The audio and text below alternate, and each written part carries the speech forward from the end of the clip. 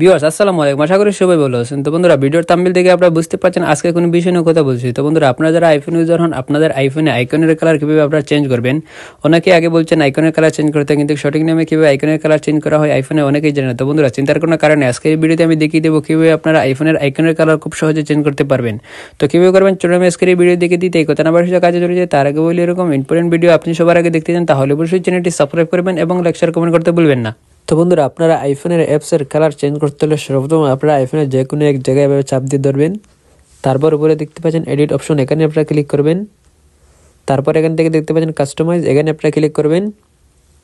তারপর নিচে দেখতে পাচ্ছেন চারটা অপশন দেখাচ্ছে, আপনারা যদি ড্র্যাগে ক্লিক করেন 2 নম্বরে যদি অপশনে ক্লিক করেন তাহলে দেখতে পারবেন একটা কালার চলে আসবে আপনার আইকনে। এখান থেকে আমরা দেখতে পাচ্ছি একটা কালার চলে আসছে। আবার যদি আপনারা 3 নম্বরটা দিন দেখবেন নর্মাল হয়ে যাবে। আবার যদি 4 নম্বরে দিন দেখবেন আরেক ধরনের কালার আসবে।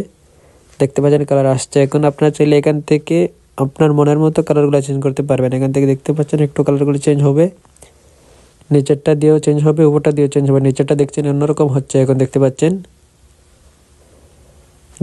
কালারগুলো অন্যরকম হচ্ছে। তারপর এখান থেকে কোণা দেখতে পাচ্ছেন ছোট্ট একটা আইকন শো করছে, এটি যদি আপনারা ক্লিক করেন তাহলে অন্যরকম দেখতে পারবেন। এখান থেকে দেখতে পাচ্ছেন বলার মধ্যে একটা আইকন শো করছে, এটা যদি আপনারা নিচে নেন তাহলে দেখতে পারবেন অন্যরকম কালার আসবে। এখান থেকে দেখতে পাচ্ছেন আপনার অ্যাপসের কালার অন্যরকম হচ্ছে, এখান থেকে দেখতে পাচ্ছেন। আপনি যদি আবার ক্লিক করেন তারপর দেখতে পারবেন অন্যরকম আসবে।